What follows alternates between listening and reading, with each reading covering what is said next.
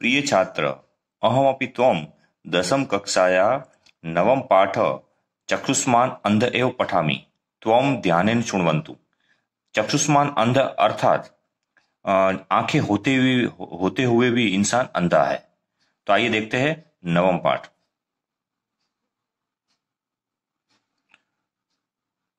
अथ ता तथा सप्ता सरस्वती दृष्ट्वा, मतलब अथवा अथ ता तथा मतलब अथवा सप्ता सापित सरस्वती दृष्ट्वा, अब सापित सरस्वती को देखकर पितामह ब्रह्मा ने मंगल पटनियों मंगलकारी नगाड़े की आवाज में स्वरेण आशा, आशा मतलब सभी दिशाओं में वो आवाज इतनी बड़ी हुई कि सभी दिशाओं को भर देने वाली आवाज, पूरी मतलब भर देने वाली सुधीरम दुर्वासा वाचम, धीरज पूर्वक दुर्वासा ने उवाच, दुर्वासा मुनि को कहा। ब्रह्मा जी ने दुर्वासा मुनि को कहा। ब्राह्मण, हे ब्राह्मण, न खलु साधु सेवितो अयम पंथा हिनासी प्रभुतम। हे ब्राह्मण, निश्चित ही हे ब्राह्मण, तुम साधु सेवितो अयम, सज्जनों के द्वारा बताया गया ये रास्ता सही नहीं है। हिनासी प्रभुतम, जिसके ऊपर तुम चल रहे हो। निहंतेश परस्ताद, निहंतेश मतलब नाश करता है, जो इंसान का पीछे से निहंतेश नाश करता है, परस्ताद मतलब पीछे से नाश करता है। जो इंद्रिय अश्व समुपस्थापितम ही रज कलुषितम दृष्टि, इंद्रिय रूपी अश्व मतलब घोड़े के द्वारा, इंद्रिय रूपी घोड़े के द्वारा समुपस्थापित मतलब इंद्रिय रूपी घोड़े के द्वारा उड़ाई गई रज मतलब मिट्टी, कलुषितम दृष्टि जो आंखों को खराब करती है। अनक्षर जीताम, जिसे आंखें दूर तक नहीं देख सकती है। कियत दूरवा चक्षुरीक्षित है, जिसे आंखें दूर तक नहीं देखती है। विशुद्ध है ये दिया, और शुद्ध, विशुद्ध मतलब शुद्ध बुद्धि वाला, दिया मतलब बुद्धि, विशुद्ध बुद्धि वाला ही व्यक्ति पश्यन्ति कृत बुद्धया, और सभी विषय को अच्छी तरह से नहीं देख पाता है। सर्वान अर्थान, और सभी अर्थान मतलब विषय, सभी विषय को असत्य और सत्य के स्वरूप में नहीं देखता है।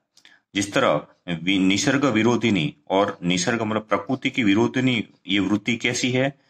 पय पावक, पय मतलब पानी, और पावक मतलब अग्नि, आग और पानी की तरह, धर्म क्रोध रेक वृत्ति, धर्म और क्रोध की वृत्ति की तरह है।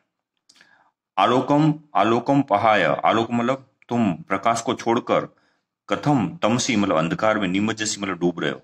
तुम क्यों प्रकाश को छोड़कर अंधकार में डूब रहे हो? ये ब्रह्मा जी दुर्वासा मुनि को समझा रहे। समाही मूल सर्व तपसाम, समाही सभी तपस्या का मूल कारण है। परद दोष दर्शन दक्षा, दूसरे के दोष को देखने वाली आपकी दृष्टि गुस्से के कारण, कुपिता बुद्धि न आत्मदोषम पश्यति, गुस्से के कारण आपकी खुद की बुद्धि अपने आप को, खुद के दोष को नहीं देखती है। कव महातपो भार अधिकता, और कहाँ गई तुम्हारी महान तप की भार की अधिकता, और कव पूर्व भागित्वम, और कहाँ गई तुम्हारे कहाँ तुम्हारे दूसरों के दोष देखने की वृत्ति।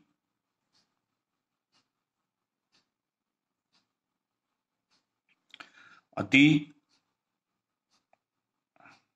रोषण चक्षुष्मान अंध एव जन, अति रोषण मतलब अति से ज्यादा गुस्से के कारण आंखें होते हुए भी इंसान अंधा है, क्योंकि ज्यादा गुस्सा होने के बाद इंसान कुछ भी समझ में नहीं आता है। इसलिए आंखें होते हुए भी इंसान, गुस्से के कारण आंखें होते हुए भी इंसान अंधा हो जाता है।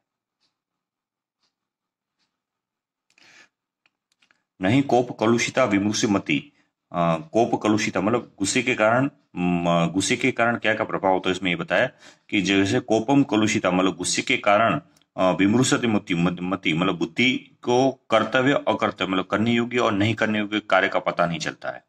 कुपितस्य प्रथम, और गुस्से के कारण पहले क्या होता है तो उसकी अंधकारी भवती विद्या, उसकी विद्या यानी ज्ञान अंधकार में चला जाता है गुस्सा आने के कारण। ततो भ्रुकुटी, उसके बाद जो आंखें के ऊपर जो भ्रमर होती है वो ऊपर उठ जाती है गुस्से के कारण। अदो इंद्रियाणी राग समास्कंदंती, और उसके बाद इंद्रिया होती है वो खींच जाती है मतलब गुस्से के कारण। चरम चक्षु, और आंखें ऊपर उठ जाती है। आरंभे तपो गलती, और आरंभ में ही उसका तपस्या या पुण्य गुस्से के कारण खत्म हो जाता है। और पश्चाद स्वेदम सलीलम, और उसके बाद स्वेदम सलीलम मतलब स्वेद यानी कि पसीना निकलने लगता है। पूर्वम अयश मतलब पूर्व में ही उसको मान सम्मान कम हो जाता है गुस्से के कारण। और स्फुरति अनंतर अधरम, और गुस्से के कारण वो नीचे का जो होठ होता है जो वो फरकने लगता है, कांपने लगता है। तो ये गुस्से के कारण ये प्रभाव होता है, इसलिए गुस्सा नहीं करना चाहिए।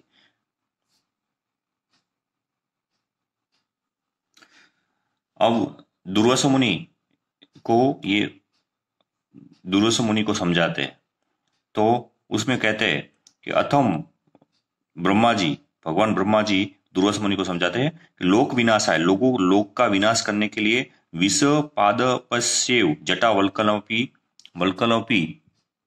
जाता नहीं। तो मतलब ये तुम्हारे जटा और वल्कल, वल्कल यानी कि घास के पत्तों में से, घास में से और पत्तों में से बनाया हुआ एक तरह का वस्त्र, उसको वल्कल कहा जाता है। तो तुम्हारे ये लोगों का विनाश करने के लिए तुम्हारा ये जटा और वल्कल ये क्यों विष वाले बन गए हैं। और अनुचिता खलु अस्य मुनि वेश, और मुनि के वेश में ये कार्य तुम्हारा अनुचित है। और हारेष्टि चित्त वृत्त मुक्ता चित्तवृत्ति, और तुम्हारी ये चित्त वृत्ति है ये अयोग्य है, उचित नहीं है। सेलुषम इव वृथा वहसी कृत्रिम उपम शून्यम चेतन ताप संकल्पम, और तुम सेलुष मतलब एक्टर की तरह, तुम बेकार में अपना एक्टर की तरह तुम अपना कृत्रिम वो शून्य मन से अपने तपस्या का मन से भार को वहन कर रहे हो। तपस्या का भार मन से वहन कर रहे हो, उठा रहे हो। अल्पम अल्पमपि न ते पश्यामि, अल्पमपि न ते पश्यामि कुशल जातम, मतलब तुम्हारे अंदर में कुछ भी अच्छा नहीं देख रहा हूं। तो इस तरह ये आपका चैप्टर यहाँ खत्म होता है। जैसे भगवान ब्रह्मा जी ने दुर्वासा मुनि को उपदेश दिया कि यहाँ गुस्सा से क्या क्या उसका प्रभाव होता है और क्या क्या नुकसान होता है, ये सब चीज उसमें बताई है। तो यहाँ आपका चैप्टर आपको अच्छी तरह से नोटबुक में ट्रांसलेशन में लिख लेना है।